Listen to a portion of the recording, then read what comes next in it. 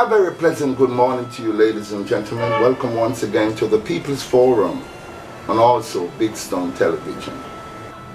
My phone rang and I got a phone call from 10-star General in England. Big up yourself, 10-star.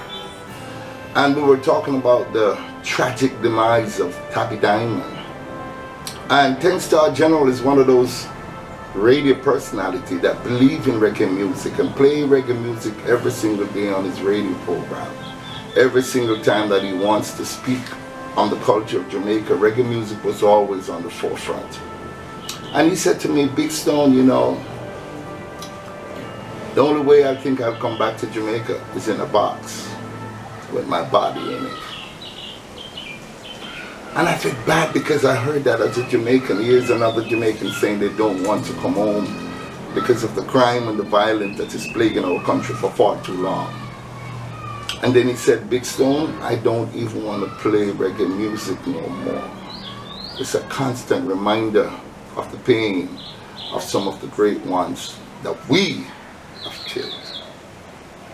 So I have to big up this fan of mine. Been a lifelong fan since I started over 10 years ago on YouTube. His name is Ribbit My Foot. So Ribbit My Foot sent me a message and he said, Big Stone, yes, you got it right with Peter Tosh. Yes, you got it right with Chef Dixon, Free Eye. Yes, you got it right with Tabby Diamonds. But there are a whole lot more that need to be mentioned. So today, I'm going to bring you up to date with some of the people who have been murdered on the hands of us Jamaicans. And the list goes on. He said terrible, and he said condolences to the family and friends. He said the tragic death of singer Tabby Diamond in a drive-by shooting. It's not in a drive-by shooting. A lone gunman walked up to Tabby Diamond and shot him. He said Jamaica this week was a reminder of one of reggae's saddest statistics. The number of artists and producers to have met an untimely end. And he starts off with Everton Da Silva, the producer who worked with Augustus Pablo and ran the Hungry Town label, murdered in New York, 1979. General Echo, shot by police in Kingston, 1980, along with Selector Flux, who also worked on his Ecotone sound system, and Stereophonics owner Leon Big John Johns, after they had stopped the car they were traveling in. Hugh Mundell, shot to death in 1983 while sitting in his vehicle in Kingston. Prince Farai, shot at his home in Kingston during a robbery, 1983. We don't build great men. We kill great men. Michael Smith, the dub poet, was killed by a stone thrown during an argument over politics with 3 men in St. Andrew in 1983. We don't build great men, we kill great men. Peter Tosh, murdered during a robbery at his home in Kingston in 1987. We don't build great men, we kill great men. Carlton Barrett, the Wailers drummer, shot by gunmen outside his home in Kingston in 1987. Lee Van Cliff, shot in Brooklyn in 1987. We don't build great men, we kill great men. Major Warriors, shot by police in Spanish Town in 1987. I remember Major Warriors very well. A promising young man. Tennessee, supposedly killing a hit and run in Houston, although some say it was a deliberate murder in 1988. King Tubby, shot outside his home in Kingston in 1989. Rankin Toyin, murdered in Jamaica in 1991. Nitty Gritty, shot dead outside a record shop in Brooklyn in 1991.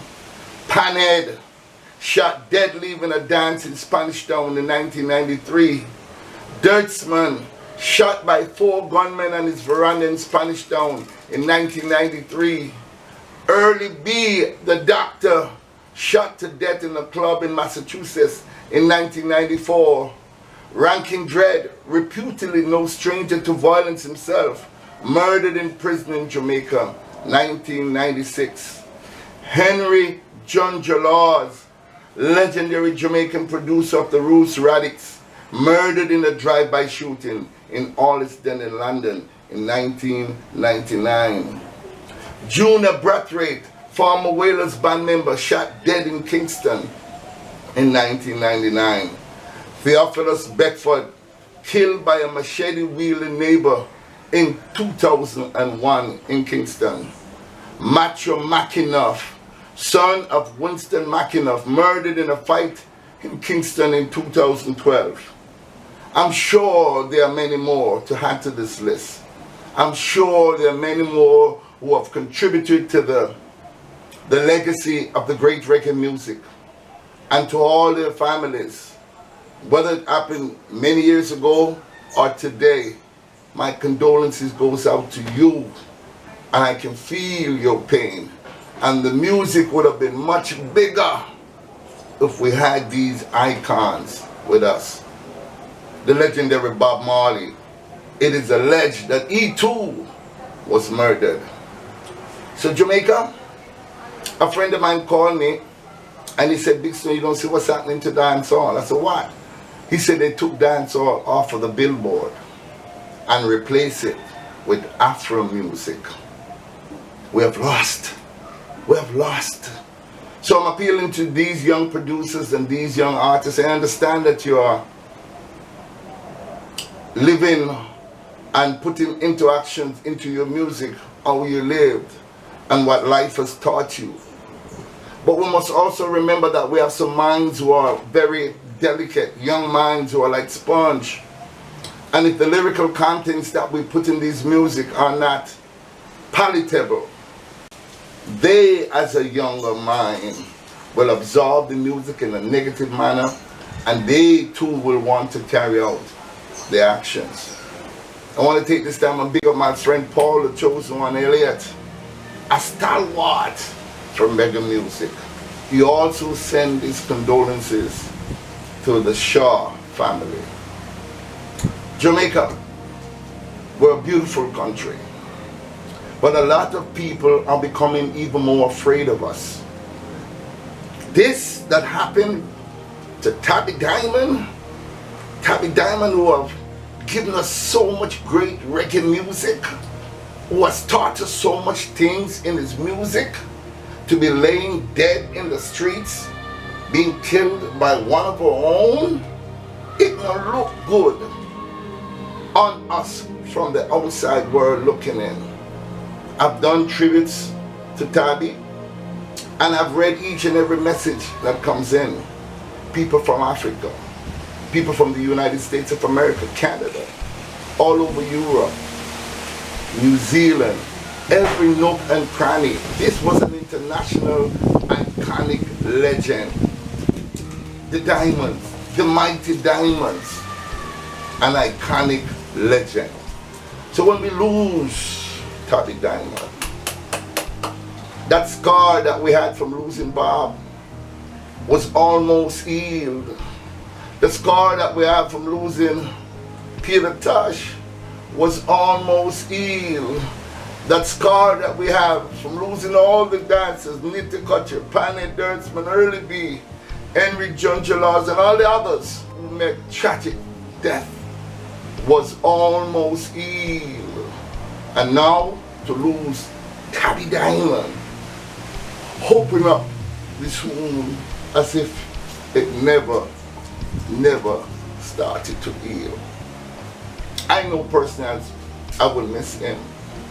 And I know you out there, people from all over, Linda Isaacs, Ras Anjamari, Rod Deal, Paul the Chosen One Elliott, George Pound, and all the great ones, Mr. Pike, and all of you are mourning the loss of this great icon. But let us use Tabby Diamond's death now in a positive way to say that we will get back to fathering our children, Teaching our children the roots and the culture of the music. Teaching our children how great Jamaica really is, because some of them really don't know how powerful we are. Let's use Tabby Diamond Death in a positive way. Let's use Tabby Diamond Death as a catalyst for change. Let's use Tabby Diamond Death as an eye-opener to say that yes, we have done a lot, but we need to do more. That goes all the way to the top, to the government, the Prime Minister, the leader of the opposition, the Minister of Youth and Culture, the Honorable Babsy Grange. You're doing a remarkable job, and I love you, Babsy. I love you so much. But please, we need to do more now. We don't need to lose another icon in the streets. If they die from old age or they're sick, then we can understand the power of God. But why should the power of man deprive us of our lights like Tabby Diamond? Please, let's educate the youth. Let's be like the Chinese. Let's bridge the gap between the old folks and the young folks, because they don't understand what it is, because they're not being taught. Some of us as older folks are responsible for how our children turn out, because we didn't give them or pay them a damn of a mind. We didn't pay them a damn of a mind. And the dog howls in the background because they know I'm speaking through the acoustic of the animals, and they can feel the pain of what I'm trying to say, so they're barking, part of the environment. But we need to bridge that gap. We need to get back to when it takes a village to raise a child. We need to get back and start loving with picnic them. Don't leave them up. Time for you to grab the bull by the horn and come closer to your family. 60% of the crime and violence that is happening in Jamaica are family related. Family killing family. Bad mind and guttural and murder has become a culture. We need to eradicate this animal, this beast of a culture. We need to do it now. We don't want to do it when we lose another icon in the streets to gunshot. Ladies and gentlemen, I'm appealing to you. Only we can fix it. Yes, people from the outside can sympathize and give their condolences and offer their suggestions. But are we upon the ground? Are we the boots upon the ground? Are we have to fix it?